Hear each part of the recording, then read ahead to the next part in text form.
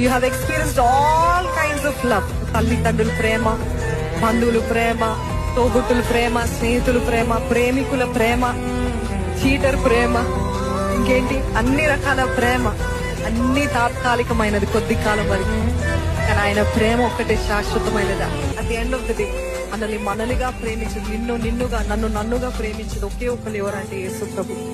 దేవా, నిన్నే స్తుతింతునయ్యా, నీ సాటి దేవుడు ఎవ్వరు లేరయ్యా అని హృదయంలో నుండి చెప్తాం. ఎందుకంటే అనుభవించిన వారు మాత్రమే చెప్పగలుగుతారు. అవునా? ఈరోజు శ్రమలు మనకి ప్రార్థన నేర్పిస్తాయండి. శ్రమలు మనల్ని దేవునికి దగ్గరగా చేస్తాయి. శ్రమలు దేవుని హృదయాన్ని మనకి బయలుపరుస్తుంది. శ్రమల్లోనే ఉపవాసం చేయగలుగుతాం, శ్రమల్లోనే దేవుని వైపు చూడగలుగుతాం, శ్రమల్లోనే దేవుని మర్మాలు తెలుసుకోగలుగుతాం, శ్రమల్లోనే వాక్యం ఎక్కువసేపు ధ్యానం చేయగలుగుతాం. శ్రమలు మన మేలుకే.